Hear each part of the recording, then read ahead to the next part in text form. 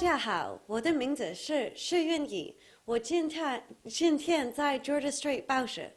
Hello, my name is Michelle Da Silva. I'm a food and lifestyle writer at the Georgia Strait, and today I'm standing here with the Georgia Strait's editor, Charlie Smith. Hello, Charlie. Hi, Michelle. That was some wicked Mandarin you were speaking. So, Charlie, this week, we've got the ongoing teacher strike. What updates can you give us about that?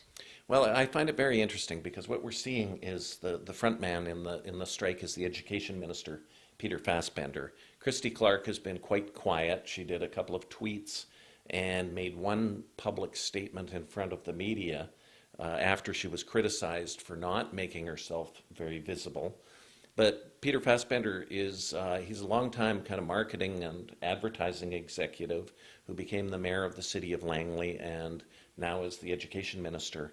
And so he's been trying to make the case that the teachers' demands are excessive in wages, and also that the government wants to negotiate class size and composition through a certain clause.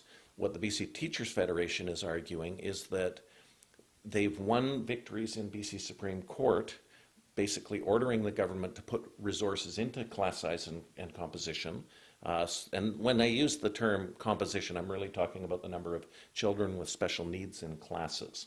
So one of the points that Jim Eicher has made, is the president of the BC Teachers Federation, is that there's 16,000 classrooms in BC that have 4 or more students with special needs, 3,800 with 7 or more. And he said this is the worst that it's ever been because the government is not providing sufficient support.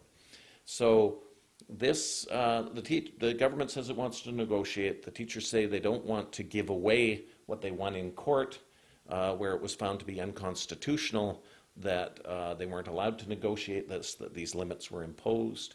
So we're in a stalemate, and it's a very troubling situation for many parents because there's 560,000 students in the BC public school system, another 76,000 in independent schools.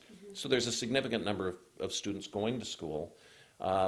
What's happening is the parents have been promised by the government $40 a day for each child 12 and under in the public school system who's being deprived education. This money is not going for students who are 13 or older. It's not going for students with special needs who are 13 or older. And that has caused a lot of controversy among the supporters of the teachers. So it's a real mess right now. And I think the students who are probably hardest hit are those in grade 12 because they need to get the marks to get into post-secondary education. And they're not just competing against independent school students, but they're also competing against students from other provinces who are able to go to school. Wow. So I guess the question on everyone's mind right now is, when do you think classrooms will open again? When will schools be open again? Well, there's a provision in the labor code that if the health, safety, and welfare of the students are deemed to be in jeopardy, that the government must act. And that can be done with the chair of the Labor Relations Board. We haven't gotten to that stage yet where there's been a determination.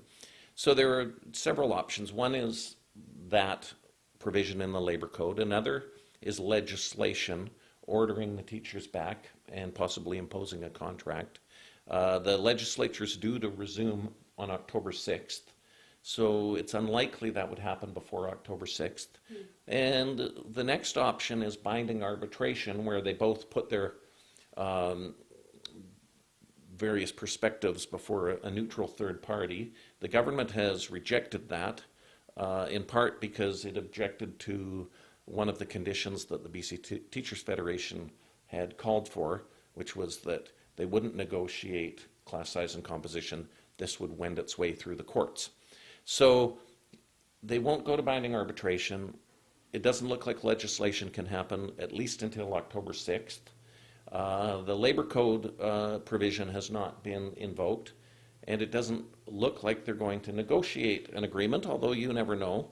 So if I were a parent, I would be ensuring that my child was in Kumon learning math skills and going to Sylvan Learning Centers and really making sure that, and the high school students were learning some chemistry and biology and math, and because there might not be education for a while here in BC. Wow. So there's been kind of a support and criticism about the teachers, but we've seen several other labor unions stepping up and kind of supporting the teachers. Can you tell us a little bit about that? Yeah, this is an interesting aspect of the situation. The BC Nurses Union gave the BC Teachers Federation $500,000. That's a $500,000 gift, which is pretty generous. Mm-hmm. But it's also interesting because the nurses are about to negotiate their own contract.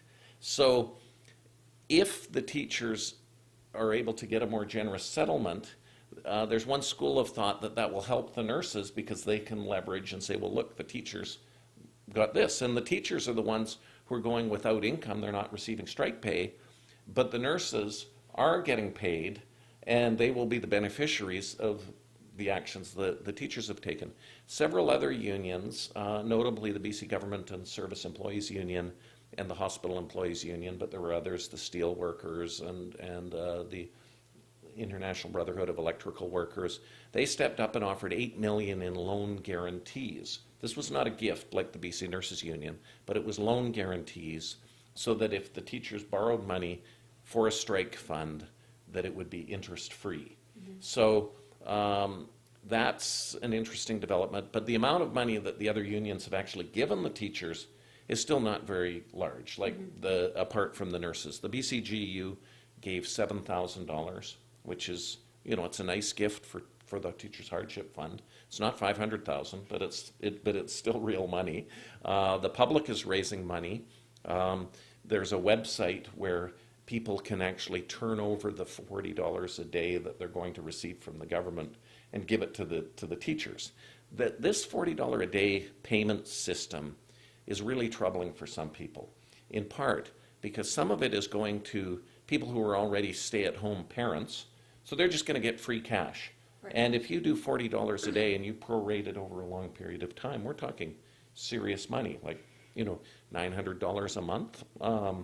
That would normally be going into education, which is just going straight to parents. Some of the parents will be using it for education, whether it's for Kumon or something else, but others will not.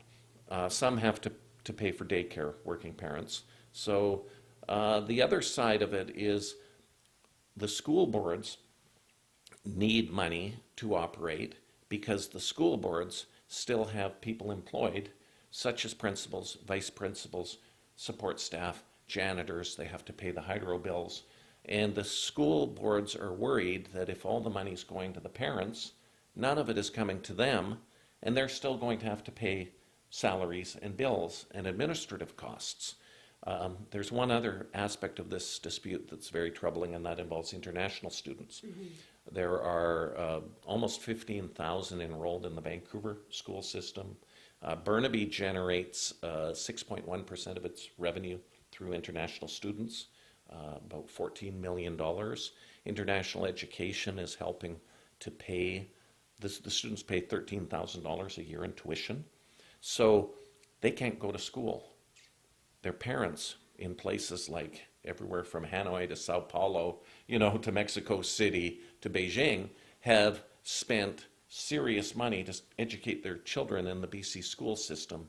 And that's not happening. Mm-hmm. And that has the potential to give a black eye to the BC education system, which could have an effect, in a remote way, but possibly on BC universities, colleges, and private educational institutions and language schools that are also trying to attract international students. And these international students are often homestay students, so they're paying also their homestay fees, $8,500, which helps parents pay families pay mortgages. So this strike affects more than just the K-12 sector. It is having an effect on the economy. Sounds like this is a very complicated issue. If you'd like to learn more about it, there is daily content on www.straight.com that you can read about and keep up with what's going on with the BC teacher strike. This